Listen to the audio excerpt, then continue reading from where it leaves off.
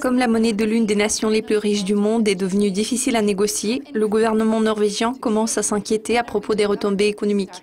Björn Roger Wilhelmsen va nous faire part de ses prévisions concernant la couronne norvégienne. Björn, la couronne norvégienne a bénéficié du récent rebond du prix du pétrole.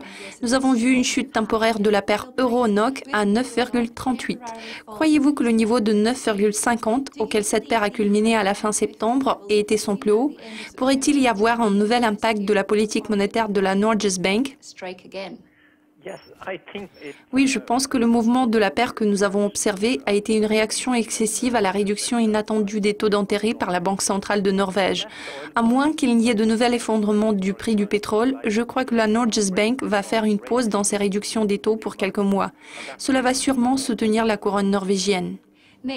L'année prochaine, le ministre des Finances de la Norvège pourra devenir le premier dans l'histoire du pays à retirer de l'argent du fonds pétrolier dans un effort de boucher des trous dans le budget. Selon les experts, cela n'était pas censé arriver au moins pendant quelques décennies. Certains comparent la politique monétaire actuelle du pays à un QE inversé. Êtes-vous d'accord avec une telle comparaison? Croyez-vous que cette politique puisse donner un coup de pouce à la couronne à moyen terme? Non, je ne vois pas comment cela pourrait être considéré comme étant un QE inversé. Il s'agit des fonds qui avaient été accumulés à l'époque où le prix du pétrole était élevé.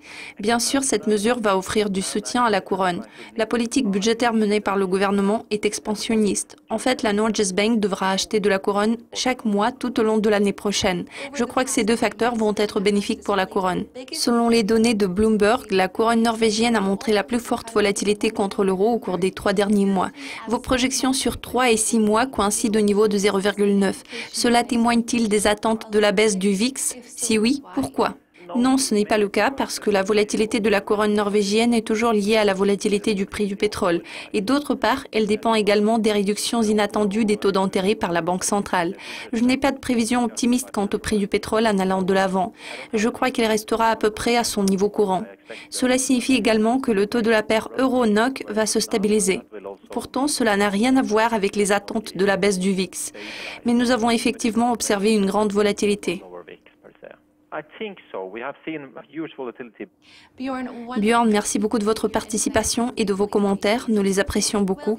Chers spectateurs, quelles sont vos prévisions concernant les niveaux clés de la paire euro-NOK dans l'avenir?